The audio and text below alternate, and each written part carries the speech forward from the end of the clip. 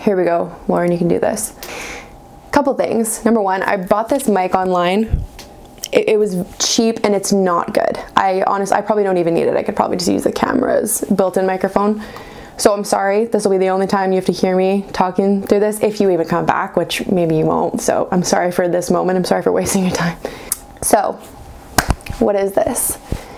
This is going to be a show slash podcast. I'm going to upload it as a podcast, but it's also going to be available to watch if you actually like want to see the people I'm interviewing. So it's going to be a show that's focused on female athletes and their stories, how they got to where they're at, their opinions on current events that are happening in the world of sport. Lots of fun things like that. Now to the name.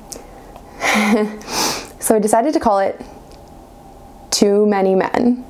And I hope it works. I hope people get it. It's supposed to be a play on words of like too many men in hockey. And I think there's other sports that include too many men as a call too, but like too many men on the ice. And I always thought growing up, there were so many times where I would see female athletes that I admired and I wouldn't ever have an opportunity to like hear their voice or learn about them because they just weren't being interviewed and they weren't being showcased in the media. I know we've come a long way in the last, 10, 15 years, but I want to keep adding to that space. I want to hear more voices of female athletes that I really love. Oh, I just touched the microphone. So again, too many men, the call in hockey. So many men in the media. And this is not an anti-man podcast show. Not at all. We love men. They're great. They're doing amazing things. What the hell are we going to do without men? I just think it's funny because I always thought growing up my whole athletic career, I was like, there's just too many men. Like, we've heard enough. I just want to hear from the women that I look up to. So this is Too Many Men, baby. And I hope you like it.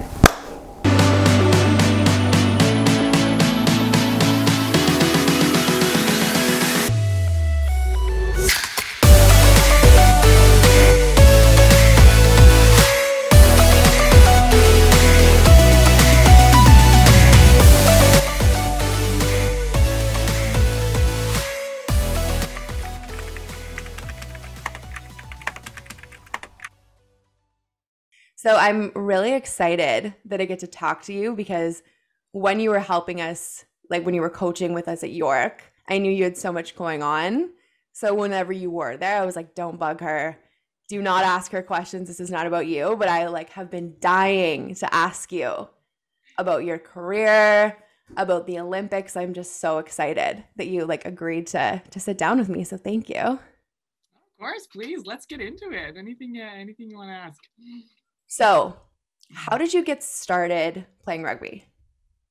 So, when we were growing up, Jen, myself, and my sister Laura, my dad played. So he played for the Toronto Nomads. Yeah. So we grew up going to his games. Outside of that, rugby wasn't really a part of our lives till high school until we got into high school, and that's when we first started playing rugby. So that's when I first started playing rugby in grade 10. Yep. Before that, played multiple other sports, so it was just the next sport that came up on the list, and of course that was something growing up with it we wanted to get involved in, and loved it. Just ran with it as soon as we started. When you started, was it did you kind of instantly know this is the game for me? I'm not gonna focus too much on other sports, this is gonna be my main game? I knew that I loved it, and I got so much joy out of it. My first game, I came out going, oh, my shoulders. You just got to go and hit whatever in front of you. It was such a different game or sport that I'd been part of just from that contact point of view. Yeah. And the ability to kind of especially as a back rower, go anywhere, do anything, be active all the time, really played into, I would say, especially as I got older, a lot of my strengths, which is that endurance factor and stuff as well. But it wasn't like, oh, I'm going to jump into the sport and the only thing I'm going to play. I also played, the basketball, the volleyball, ski, all that stuff growing up. I really didn't make the decision or had to make the decision until around university kind of just after university or around university to stick with rugby, kind of go with that. Yeah. Actually, basketball was a sport that I was really up there and maybe something I wanted to pursue. Really? I was thinking about going down to the States, possibly doing like your SATs and all that sort of stuff for a while. But got the rugby bug, and that was the direction I wanted to go in. That makes sense though, because you're tall. So it's like, of course you were big. Not talk about what they are now. I know. Oh, I'd be like, that's so funny. Point guard height, like now, where I was like 4. No, I like basketball was my main sport growing up, and I remember when I started playing like Team Alberta, like getting to the higher levels, I was like, I actually am short. Like I walk out in the world and I'm tall, but I'm not a tall basketball player. I'm a short basketball player. Yeah. So your sister is currently playing for Canada, Laura. Yeah. And then your oldest sister, Jen, who we love, hello to Jen, is also a really amazing rugby player. And I'm always so curious when I see sport families where all of the siblings are talented, what your parents were like. Were they a little more like pushy, trying to get you to like train more often, eat certain things, or were they just kind of there to cheer you on? Our parents were like extremely supportive parents. Yeah. Never did we feel like we were just an athlete to them or something like that. They never really pushed us. They just came to every single game. Dad with his video camera when they were out, the video camera would stay here, the play would be over here, and mom with the oranges at halftime sort of thing. So oh my gosh, I would say, like, they were both very athletic. Obviously, my dad was into rugby and a lot of other sports growing up. Same with my mom. So that was something they valued for us to get involved in, like regardless if it was rugby or not. But they definitely instilled hard work in us as kids. Like we grew up having chores and making sure that, we had our like homework had to be done, or helping dad with any construction stuff, going out in the yard and raking leaves. And we grew up with my grandparents had a property that we took care of as well, like on weekends and all that sort of stuff. So definitely instilled hard work in us, and commitment, and following through with those commitments. So I would say that's something that they really valued, and we took on as athletes into our careers as well. Yeah. And then just like combo of that with like good genetics, I think, hey? Yeah, they gave us a little boost there. They were yeah. So then you end up going to Western. There was a year where all 3 of you sisters played together, correct? Correct. Yeah. Was that so crazy? It was awesome. Yeah, it was. So I ended up going first. Laura came the year after, and Jen got into rugby later. I don't know if you knew that, but Jen got into rugby later. She was big into basketball as well. She went to college in Peterborough and played in the OCAA there for their basketball team.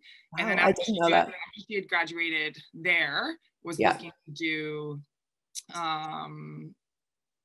another degree or something like that. I think she went to Kin, and then eventually like teachers college, and so that brought her to Western as well. Wow. Obviously she had gotten into rugby like club side and started to get into some provincial stuff at that same time, but coming to Western was another big step in her rugby career, because the Western Mustangs, yeah, totally, we're a pretty good side, and we're quite competitive. So but just such a neat opportunity, especially looking back on that we were all together there at the same time. Was it hard to treat them like teammates and not like sisters? No? Because I think I would have a hard time with that. I think there would be moments for me, especially if I ever got annoyed, that I would forget that, like, oh, you can't talk to them as if you're home. Do you know what I mean? I would say definitely, like, there's no hiding some of that sometimes when that comes out, but like for the most part, we were there to support each other. And I mean, I'm really good at compartmentalizing. Like I know that, when I'm on the rugby pitch or at work or, at home, like, you have to carry yourself differently, right? Absolutely. And same with them. So yeah, they were teammates. Yeah. At that point.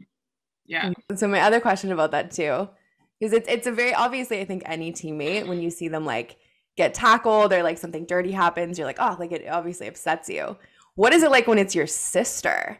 Do you feel like it makes you more protective, or is it like, oh, they got tackled and you're like, haha, you know what I mean? No, if they were right, maybe it was like, ooh. Yeah. I think you always carry that bit of that protective, but quite honestly, I would carry that for any of my teammates. Right. So yeah, I think it was just, I've been really lucky on the teams that I've been a part of, that we've, for the most part, been really close, that felt not just because they're siblings, but as a member of your team, you stand up for that member of your team, you've got their back. So, if anything went on, like that would be where you'd step in, sort of thing. But if not, if it's just a huge hit on them, you kind of go, yeah, laugh about it after when you're watching review or something like that. Did you see that? Right? Did you feel that? Oh, no, I think I would have a very easy time giving them like a hard time. Do you know what I mean? Being like, well, exactly. That wasn't very good. So then you have been in between 15s and 7s, 5 World Cups. Yeah. Is that like, is that crazy for you to think about? That's a lot of high level competition. That's a long career. I don't think it's crazy. No, I just think it's so like impressive. The likes of Jillian Florence, who's gone to 5 15s World Cups. Mm-hmm. So I went to 3 15s World Cups and 2 7s World Cups that were scattered in between there. Yeah. I'm definitely grateful for the career that I had, and really lucky that, I stayed healthy throughout, so that I was able to have those opportunities to compete at that level and for that elongated time in my career.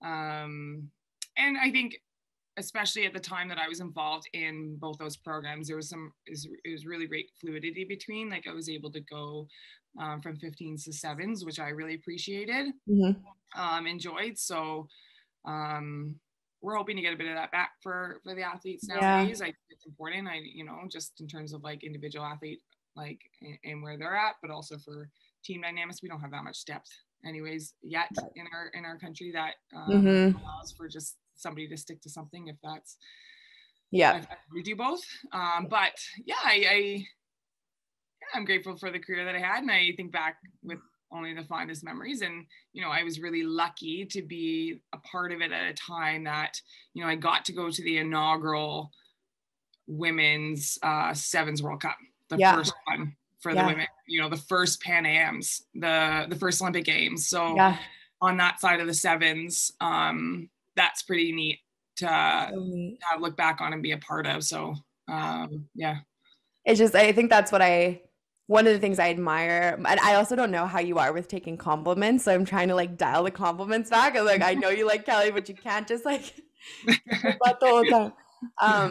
But like when I was, reading about you and studying about you, there are so many milestones in women's rugby that you were right there, or you were like the captain. What is your approach to being a captain? Are you like a lead by example person? Are you a vocal captain?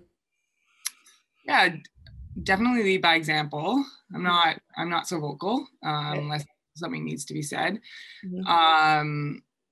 For me, and it's a great question because it's something I should reflect on more, or have just recently, just being a coach as well, as what does it mean to be a leader? Yeah. For me, it's obviously you've got to know your stuff, know your role. You're looking at the game as a whole, like on field, game management. You're looking at your athlete, like the athletes that are playing beside you, your teammates, where are they at? Where's the momentum of the game? What's the score? What's the time? What do we need? Like, which way what's the defense? What's the attack giving us? Like that sort of stuff. So you've got to be on the ball in terms of like knowing your rugby, like the understanding of the game and in the laws and all of that. But it's also just, it's human dynamics. It's people, it's relationships, it's behaviors. It's how do you bring the best out of each other? Yeah. How do you if there's a teammate who's you just miss a tackle and they're down on themselves. How do you bring them back up?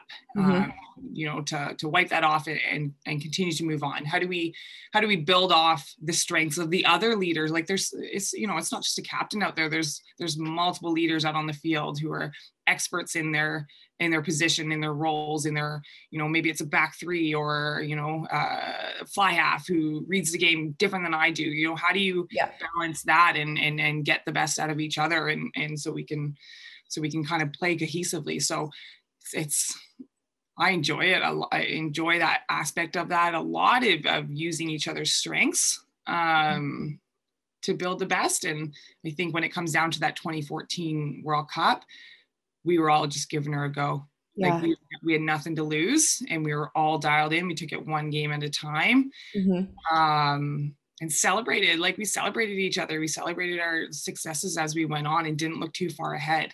Yeah. I look back on that World Cup with the fondest of memories in my career. Yeah. I was going to ask you too, having been a part of so many firsts, does being the first, team to accomplish something or to be at a certain event, does it make it more nerve-wracking because you're like, okay, we're setting a tone? Or do you feel like it makes it less nerve-wracking because you're like, okay, no one's done this. There's really no expectation here. Yeah, and I be on this side now, having done that 14 World Cup and then 2017 after we'd had that success. Yeah, I feel like it was definitely a bit like less pressure in the 2014 World Cup because we were coming from a place of, we'd been quite successful in the past in top 4 finishes at the World Cup and stuff, but never quite breaking that like 1-2 spot or getting into that final and that sort of thing. So, like I said, we were taking each game as it came. 2017 with a lot more pressure on us. It's definitely a different mindset that you go into those games with. Yeah. Whether that was the reason why we ultimately like didn't do as well or that sort of stuff, but like there was a lot of different factors. But I would say like coming in from a space of just let's give her a go and nothing to lose here, and I enjoy. Yeah, no, I think so too, and I think that's what made, like, just to transition to the Olympics. Going into the Olympics for you guys, did you expect to medal? Yep. Yeah? We were going for gold, though. That was the medal that we were said we'd come away with, and obviously that didn't happen. But I think it's also important to set your goals high, like your vision high. You want to achieve these things, and the higher you set your goals, the harder you'll work to achieve them. But it wasn't out of our realm either. Yeah. So we actually won the last HSBC stop before the Olympics as well. So we got first in that. So it wasn't like that was something that wasn't achievable for us either. Right. But as we know, that sevens is very exciting in that way, and a game can go any which way. Didn't end up working out for us. But that learning and that, like, the learning that we got from the lead up with all the 7 series, like, you're going to win some, you're going to lose some. And we definitely have to be able to quickly change mindsets. Right. So the loss, when we lost Australia, was obviously pretty devastating. It meant that we couldn't go for that gold medal anymore. But also knowing that, we had one last kind of shot to one, like, it wasn't even about the medals at that point. We weren't really happy with the way that we played against Australia. So we had one last shot to go out there and kind of prove to ourselves, most of all, that we were better than that and could play a better game of rugby. Yeah. And that just happened to be against Great Britain, who we lost to earlier in the So, but you have so much exposure to these teams leading up that that one loss in the pool to them wasn't as heavy, going, oh gosh, we've just lost them. Okay, we know we've played them many times before. We've won against them. It's just all about mindset at this point. It's either they're going to come out with and go hard and want it more than us, or we're going to come out there and go hard and want it more than them. Yeah. I think that's what we took into this that bronze medal game was just going, we want this. We want this. We want this. So going into that game, were there things in the round robin against Great Britain that you guys were like, okay, this piece needs to be different if we just switch this around, if we like do that differently? Was there anything that you were like, okay, we need to re-strategize here? Or was it just a matter of, hey, we know what we're doing, let's just like stick to the basics? I can honestly say it was more about the mindset. Yeah. Like that I can remember anyways. And at least it was for me, it was just, you know, you're at the end of a tournament, you're fatigued. There's not a whole lot that separates the two teams anyways. They're a very good side. They have very good athletes. So it was more about us and the connection that we had and making sure that, you know, throughout the game that we were on the same page. And at that point, sometimes it comes down to just doing simple things right. Yeah. Right. And for us, yeah, just bringing that bit of more of a battle mindset. Right. Well, and it's such a short game. Like it's so, you don't have a lot of time to recover. I like that's kind of the nature of the beast with sevens, is things can go wrong really easily. And then you don't have a lot of time versus like with 15s, it's like, you know what, we've got time, let's come back. You don't always have that with sevens. So yeah, no, I can imagine. But with the bronze medal game, how did it feel to know that so many people were watching? Do you get nervous? Like, does the amount of eyeballs on you, does that affect you at all? No, it doesn't. Because really, at some point, you don't hear it. Yeah. When you're out there, it's really just you between the lines on the field and whatever's happening at that point. Like in certain breaks and stuff, you can hear it, but it's not something I really think about too much until after. Going, oh, that was cool. That was a big crowd. Like, you know. What is your like pre-game routine? How do you get into that zone? Trial and error. There was a lot of that because knowing, you know, how close or how far to be able to pump yourself up or think about it. Sometimes, you know, early on in my career, you'd be like headphones on, thinking about the game, getting so excited, and you're still like an hour from even getting to the venue. Yeah. Okay, I gotta calm down here. So through a lot of trial and error, I think for me, on the bus ride to any venue, I like to throw my headphones on and just sit and think about the game a bit, go through in my mind what all look like or what I want how the team's going to perform and stuff like that. Other than that, pretty calm in the change room. I don't like a lot of time sitting in the change room personally. I like just kind of getting there, getting my stuff organized, and then just getting out on the field to warm up. So if there's too much sitting around, that's when I kind of get a bit antsy and I'm like, all right, like when are we going out? Can I just play with the ball or like something like that? But so it's actually quite like, for teams, it's quite crucial to find that balance for everybody. Yeah, I think so too. Some people are pretty energetic. Some people are not very energetic before a game. Some people like to sit for a while and get like situated, and then some just like to get going. So finding that sweet balance for, you know, whether it's like a 15s team of 30 plus athletes or 13 athletes in a sevens program it's actually quite interesting. But for myself, I just would listen to my headphones on the way to the game. Once you kind of get into the change rooms, just sit there. And for me, I talk to your locker buddy sort of thing. But other than that, let's just get on the field. People would do their things and whatever. Yeah. It seemed like when I was watching interviews and clips of the sevens team, the Olympic team, you guys seemed like you had a very like deep connection. Like it seemed like there was like, you could just tell there was a lot of history there and that you guys all had like a love and a respect for each other. Do you think that like contributed to your success, how close you guys were as a group? Definitely. Yeah, I think that's really important. You know, I'm not saying you have to like everybody on your team. That's probably not going to be the case just without the many personalities that are going to be on there. Ideally, like that would be wonderful. And sometimes that does happen.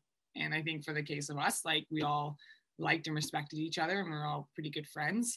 But yeah, we had a lot of us played before even sevens was a big deal here. A lot of us played 15s beforehand together. Yeah. So you just grow that friendship, you grow that respect, you grow that trust, is a big one, for us, that,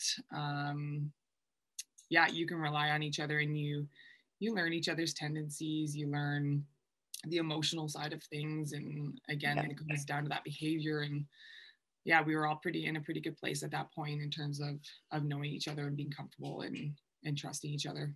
Was there anybody that you played with on that squad? And I'm sure it was everybody, because obviously it's like the best, group of people in women's rugby in the country. But was there anyone that you like particularly really loved playing with on that team? Of course. So Ashley Patzer, somebody I think is one of the best players in Canada and even in the world that we've seen. She was somebody I always looked up to as well.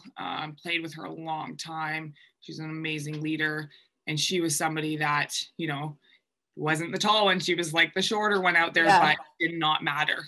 She took down every single person, regardless of who was in front of her. She battled through contact. She had a kick, she had a pass, she had a step, she had speed. Like, she was just an all around incredible player. So I always enjoyed playing with her.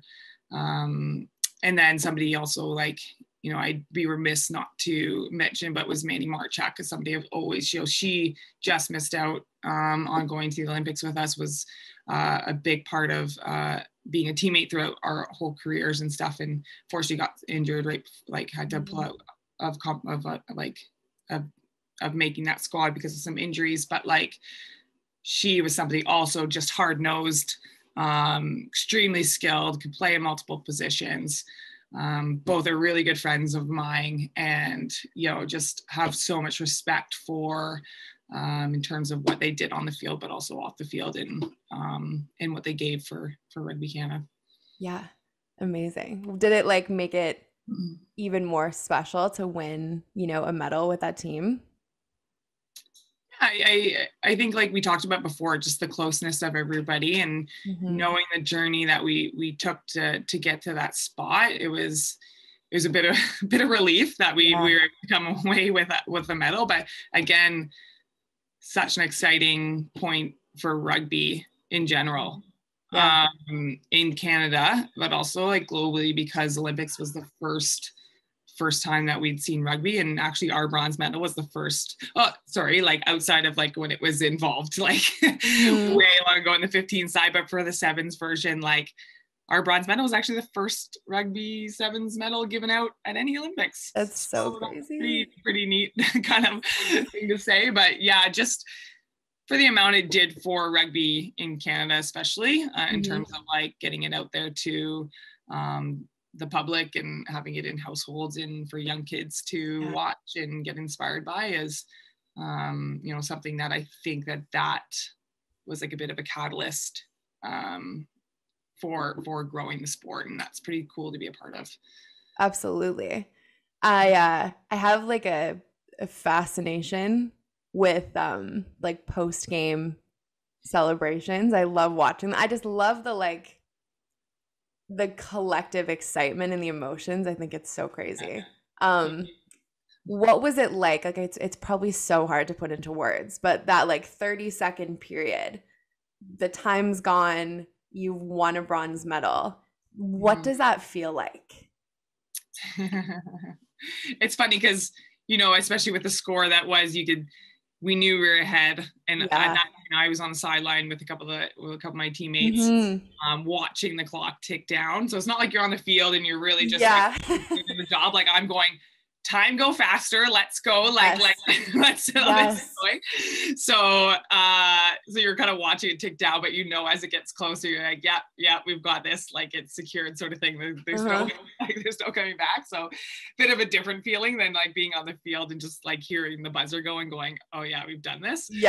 But yeah, it's pretty exciting. And at that point, you just want to get to your teammates and celebrate. And then you start to hear, that's when everything starts to open up a bit, like we talked about, in terms of the crowd being there and everything like that.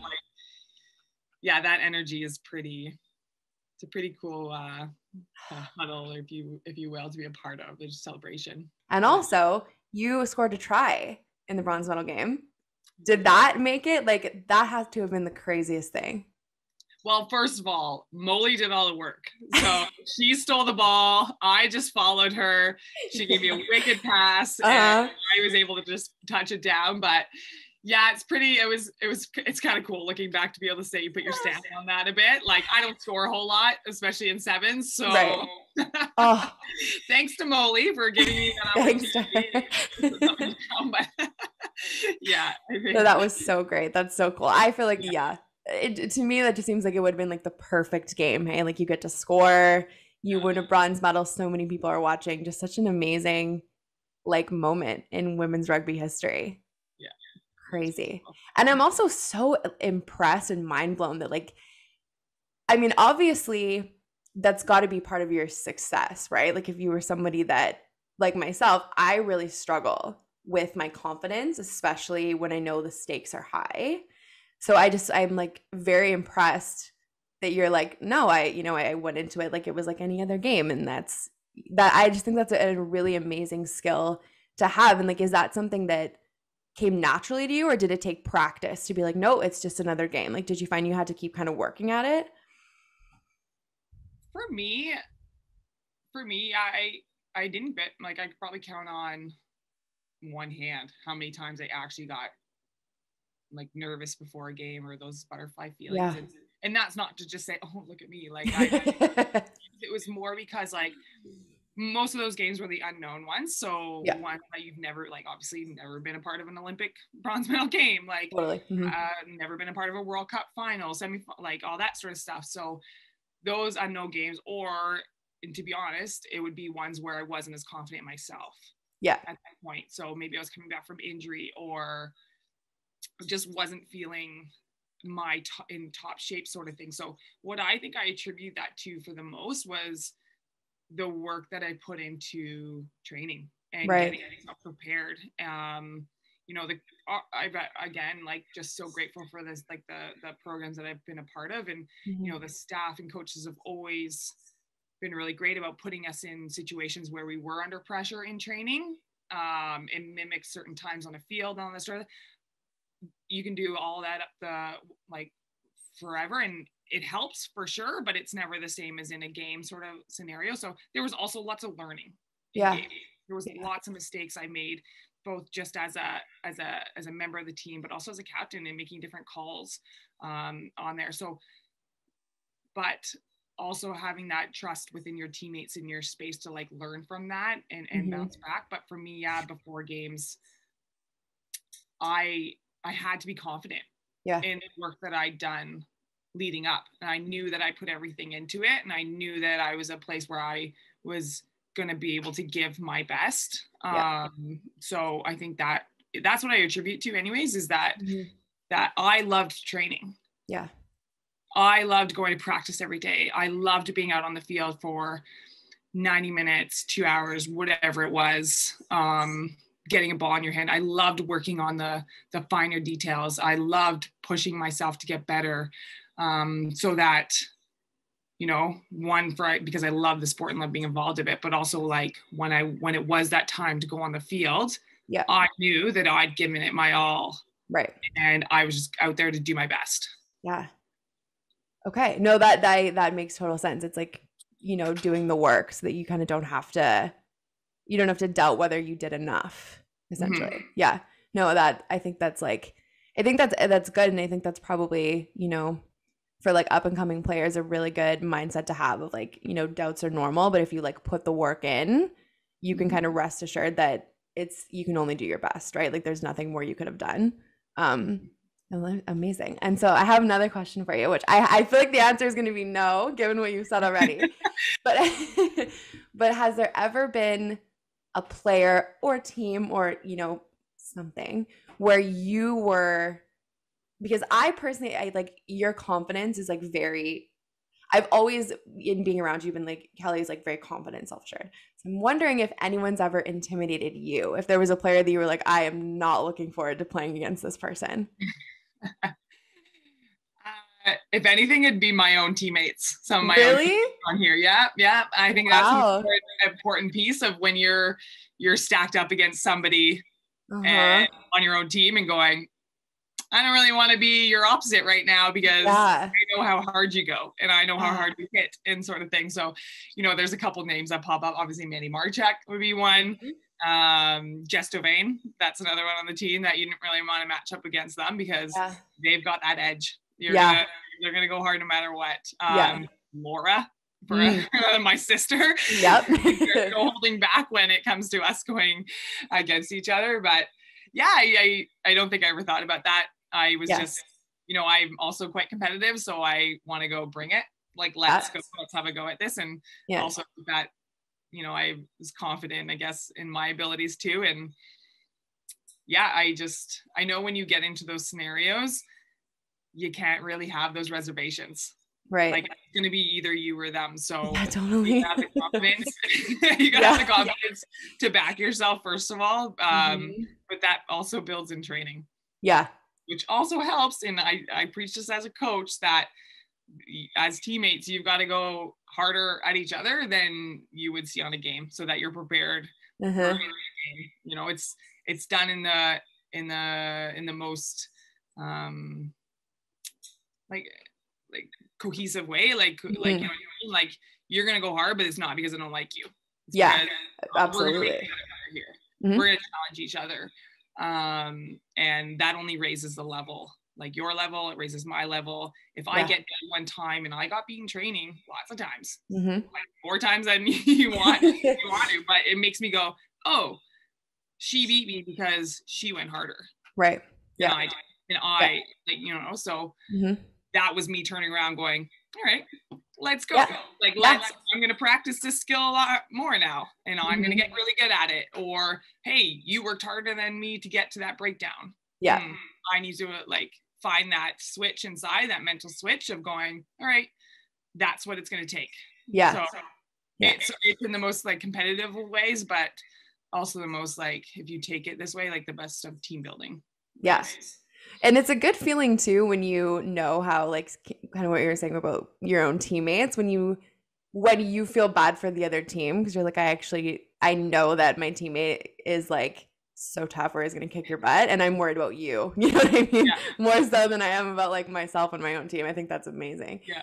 It's funny. I really try to not ever get into that mode of kind of worrying about who I'm matching up against. But there's one person, and I'm sure you know her, Dalika Menon. Yeah. She's so hard to tackle. Yeah. And I used to play her in club. I think we had 1 year where we overlapped when she was with the Dinos, but I played her in club 1 million times. Yeah. And I swear, it was the amount of times that I would end up matched up against her, and I was like, here we go. She's just so hard to tackle because she's she's a big girl. She's strong, but she's quick. Yeah. It's yeah. And she doesn't go down. She knows that whether she gets touched or tried to get tackled, she's always fighting for that extra little bit. So I would agree. She's one of the hardest people to take down. She's not fun. She's not fun to go up against. I literally sometimes I'm I was thinking about club this season, and I'm like, well, at least you're not going to run into Dalika. Anyways, no, she's so talented. But it's funny, when I wrote that question for you, I was like, what would my answer be? And it would absolutely be her. Anyways, I wanted to chat with you about what you're doing now with your work with the Maple Leaf Academy. So how long have you been coaching Maple Leaf? So this will be coming up on 2 years now. I've been with the program. Yeah. So started right in kind of COVID in 2020. And we were lucky enough to, so we train out of the Langford Rugby Canada, home of Rugby Canada at the Al Shawn Center. Yeah. So through high performance exemptions and stuff like that through COVID, we were actually really lucky to be able to continue to train all throughout. We didn't have competition, but obviously any getting to do anything was a plus for us. But I actually think it gave us a really great opportunity to build training loads. Yeah. athletes and really focus on the fundamentals and stuff that, you know, when you're going to competition, you're thinking about that tactical piece, systems and all that sort of stuff, where we've really been able to hone in on fundamentals on field, but also like we did a lot of work off field in terms of like people building. So that's a big that's something we value quite a bit in our academy here with the Maple Leafs, is helping to build the holistic athlete. So obviously the skills they get with me, we have an incredible S&C. We have a nutritionist that works with us that's building, like helping to build those building blocks of understanding kind of performance eating and fuel and, you know, all that amazing stuff. Even like they do some cooking lessons. I love that. Yeah. Food, and I get to sample it, obviously. Yes. As well. So it's really wicked. Yeah, the most important part. And we've got an incredible manager that works with our program as well, medical. So they're getting a whole whack of high performance resources that that they wouldn't have been exposed to outside of this environment, which we're really grateful to be able to provide for them. They also get the daily training environment. So we're in Monday to Friday with them. Wow. Half of them still go to university. So they're either doing online courses or in person now at UVic. So they get that bit of balance. They'll finish up around like noon. So that they have their afternoon to do stuff. But for the most part, like we really value building the athlete as a person first, and then as an athlete. At the end of the day, we're a high performance academy that's, you know, we want to build these athletes to step onto the next level. So we still keep our standards quite high, and, you know, we challenge each other and push each other. But I really think we've come to a really great place with our academy in terms of like preparing them for the next level. And it's kind of an exciting place to work because we get to create, like as a staff, we get to change things up and work with and where the athletes are at right now. But also knowing that, like, you know, what do those senior programs need? How can we best facilitate that development? So the age group that's at Maple Leaf, it's 22 is the oldest. What's the youngest? 17. So we do have one athlete that's just in high school. We have a high school right next to us, so she does a bit of a split schedule as well. Right.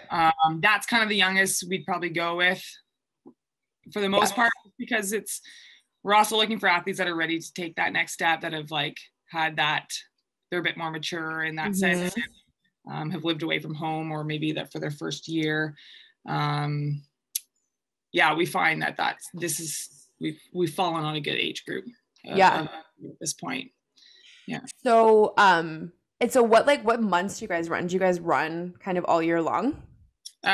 We go from September, December. We break over Christmas. So, and throughout our schedule, they'll have like a week off here and there, or like a decentralized training week where they can either go home and just train from home if they'd like, and focus on whatever. Even if they live around the island, then they're out of the environment, just a good mental break as well. And then it's kind of usually a deloaded training week or a week off, so it just gives their body and mind time to recover.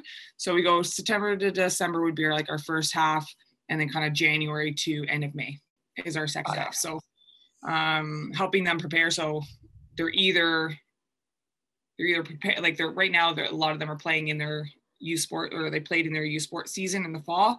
Maybe there's some youth sport 7 stuff going on right now as well, or they're playing club. So we like to encourage everybody to get involved in their local club as well. We think that's really important. That's where they're getting a lot of their competition right now, because we don't have a lot with not being able to travel. So that's really valuable for them. And then we also like help to build them into their summer season, which we all know that's when a lot of rugby ramps up around the country. So so far it's worked all right for us. And amazing. So I would imagine then, you know, with how much is being done virtually, that COVID in terms of recruiting and getting people out there actually might have been helpful, because if all of their university courses are online, they can be in Victoria, right? Yep. Yeah, for sure. It actually worked out really well for us Totally. that first year, like as the only place in the country that was playing rugby at the point. At that point. So that was nice, and got to give athletes the opportunity to train as well, which is pretty cool. But like I said, like the youth sport is very important for Rugby Canada and its pathway, and for developing programs. I think it's an incredible opportunity for these athletes to have like a daily training environment, right? At university, they have access to obviously training and skill training every day. They have, for the most part now, there's full-time coaches for the most part. For we're getting there. You know, we're seeing that difference now in the top teams and stuff that have that full-time capacity, but you know, lots of dedicated volunteer coaches that are giving way more of their time than we all know, way more of their time than they're they're being allocated. But they have gyms, they have facilities, they have S&Cs. Like these are all really great things for the budding developing athlete. So, and we really value like the competition. Like it's one of our best domestic competitions for the women that we have. Absolutely. In youth sport season.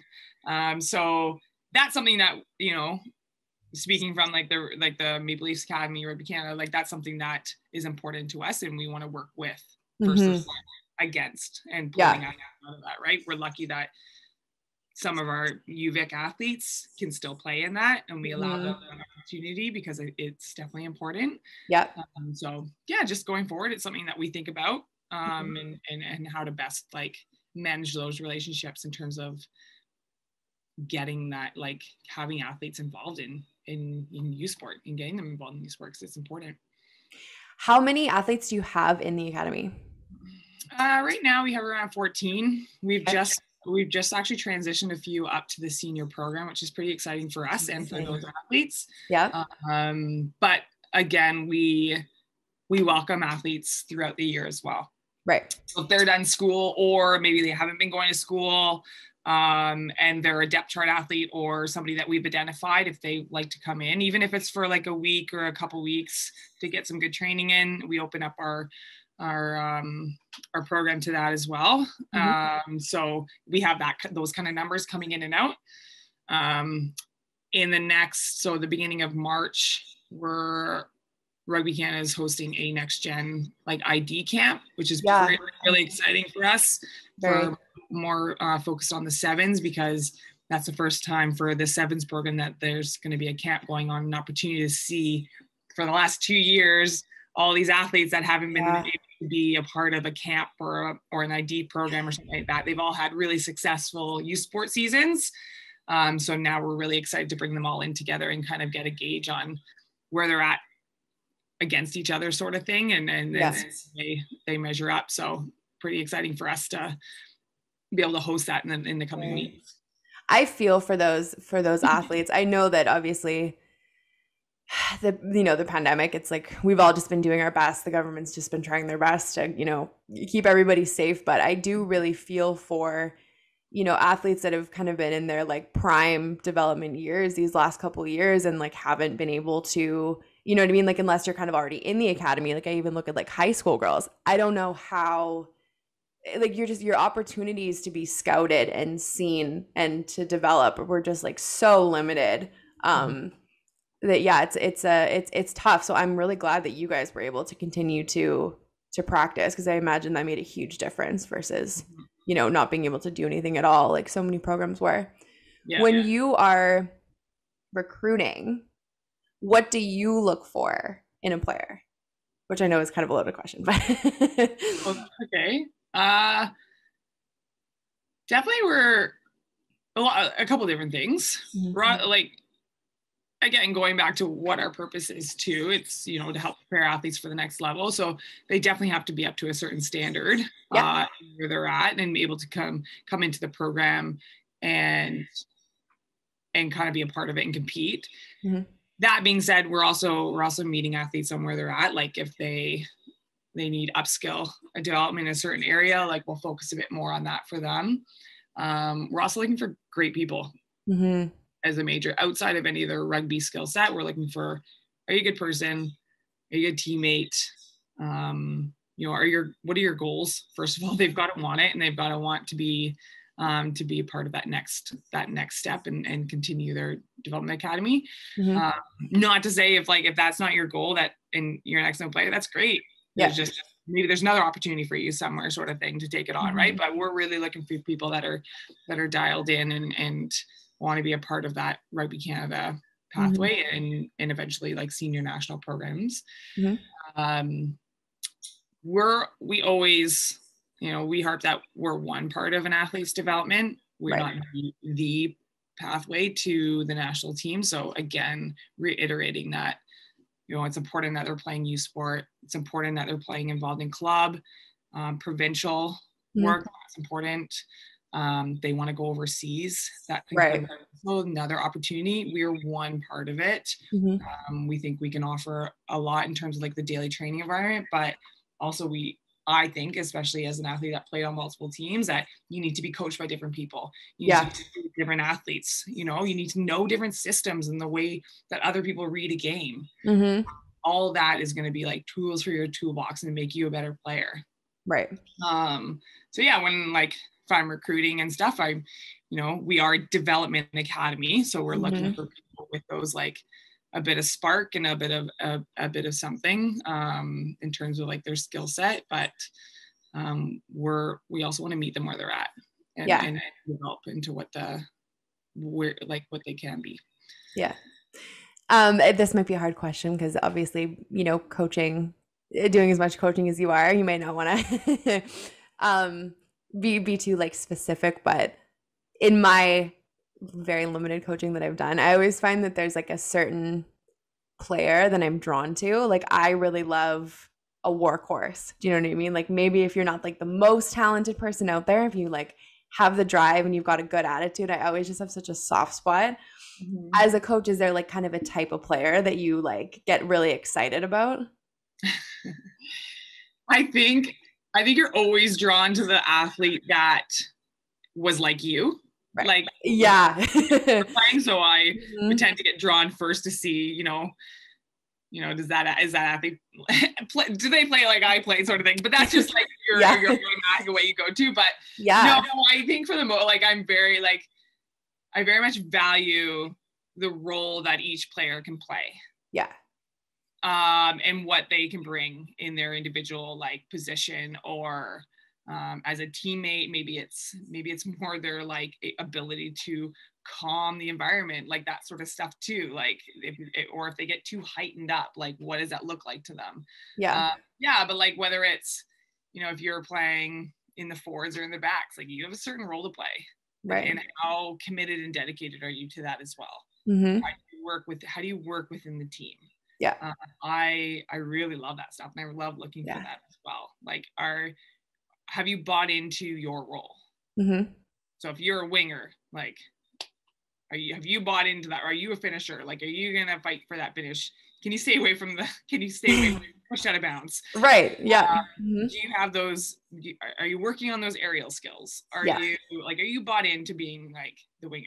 Doesn't mean that you can't move around to different positions. Same thing as that, like as a back rower. Like as a back rower, you're working till you can't work anymore.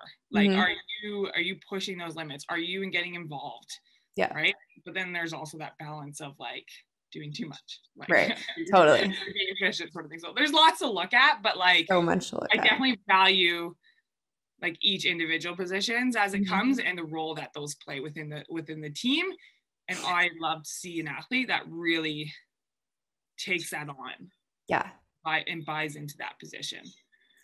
Is there anyone that, which I'm sure it's everybody, but are there like any names you can give of people that you're really excited about in the program that you think are going to go far and that we should be watching out for?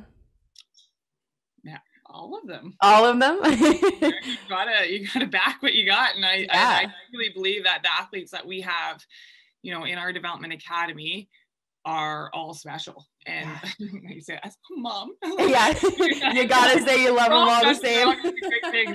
But I truly believe it. Like they each again are learning to grow as both like athletes and people, and the way that they approach training and the way that they approach this period in their careers is, I'm learning from them every day. Right. Like the openness and the vulnerability that our athletes are showing in this Maple Leafs program, I'm learning to be more open and more vulnerable. Right. Okay. Like it's something that I didn't have or didn't do growing up, or, more of just going, keep your emotions in. Something pisses you off, like hold it in, like sort of thing. Talk about things. And these athletes are on like a world of difference of what, like how I grew up. So it's actually been like, I honestly feel like they're teaching me more than I'm teaching them. But yeah, I think that's only going to help them to just like to explode on the next scene, like to be that vulnerable and that open right now with making mistakes and growing from them and learning from them and shaking them off and being better each day, whether it's the personal side of things or on the skill side of things. They're going to be better players than I was, or any like our age of athlete or generation of athlete. Like they're going to have this confidence in themselves and this ability to just focus in on the play and connect with each other. So I'm really excited for all of them. Yeah.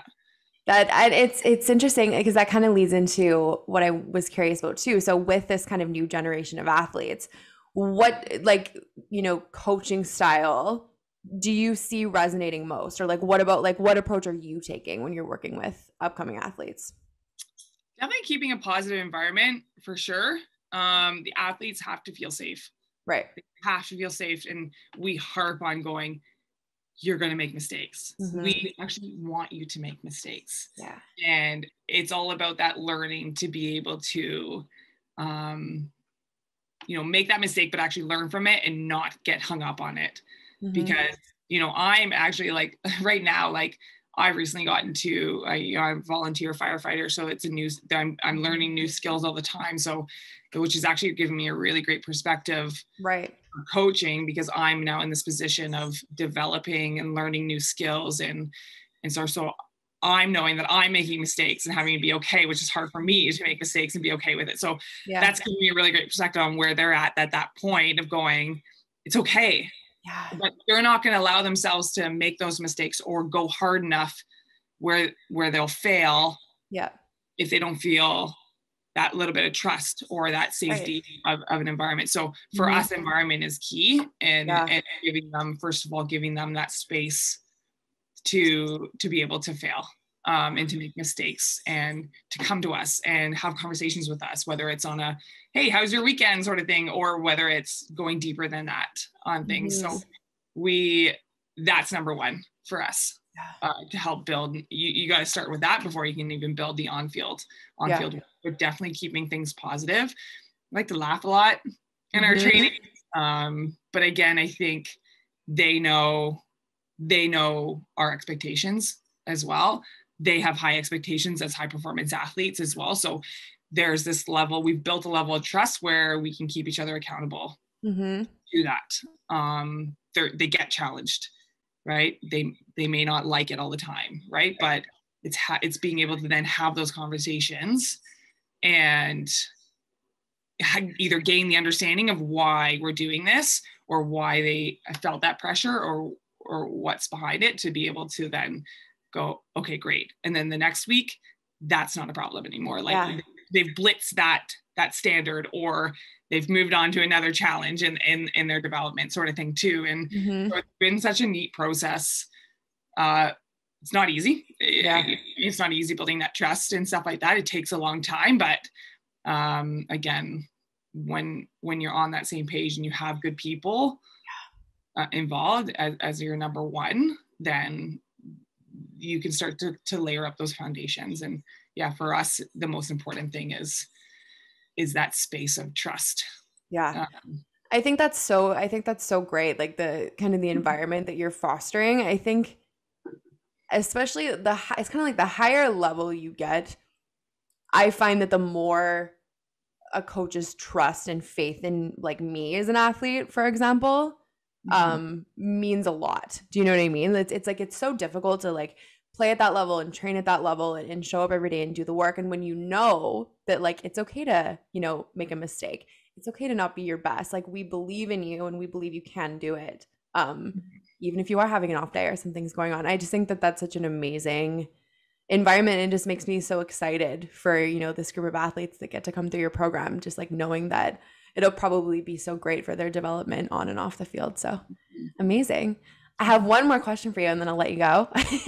Sure. Even though I could truly ask you questions all day. Is there a moment in your career that was like the best moment, your favorite moment, where you're like, nothing will ever top this? 2014 World Cup. Yeah? Yeah. Wow. Yeah, What about it? It's not to say that obviously all the other experience that was wonderful or anything like that, but yeah, that was something special. I think, and it's more about after the fact, and you've reflected on it and you've had other experiences, like that would be the one I go back to as going, wow, that was really something. That was really special. Just, you know, we've talked a little bit about it, so that I'll just be repeating myself, but you know, to be able to have that success with the individuals in the team that we had was incredible. The France was, you know, it's always an incredible place to play in France because they love rugby, right? If it's women's rugby, it's men's rugby, or it's, you know, we played France in the semifinal and the crowd was insane. We talk about, I told you I don't really hear the crowds. Yeah. Crowd. Wow. We had to make like hand signals at each other because it was so loud. Really? Wow, Yeah, I had no idea. And they were all cheering for France. Of course. At the end of the day, like, you do a good move, like you do a really great try, you make a really great tackle, they're cheering for you too. Right, like, totally. They love rugby over there, and they did an incredible job at hosting the World Cup. Always loved playing there. So that, like, then coupled in there, we had, you know, it was in Europe, so it was accessible to family to come over. It was accessible for like, one of the most special moments was after we got through the we won the semifinal. We were saying hi to people in the stands, and my captain from the 2010 World Cup was there. Yeah. And that was just a bit of like, wow. I feel like that was a bit of an emotional moment too, because like she had, like, you know what I mean, her leadership and helping build the program before that, and all those athletes, there was a lot of alumni in the stands, which was really cool for us as well, because like, I mean, we wouldn't be where we were at that point without the work that they had done before that in building the women's program, building the 15s program, and making it as successful as it was, right? And setting us up to be able to go out and just play our game. Absolutely. Right? Like our staff was incredible. Like it was such a trusting environment that, you know, everything worked worked that World Cup. And it's something it's definitely the memory I look back on is. Yeah. So I'm just so grateful. I'm so grateful that you were willing to chat with me, and then I got to learn about you because I've been wanting to. So thank you. No, thank you, Lauren. This has been great. It's nice to also like relive a little bit of those memories and go down that memory lane. But totally. Yeah, I appreciate catching up with you too. It's really nice to catch up with you. Yeah. Amazing.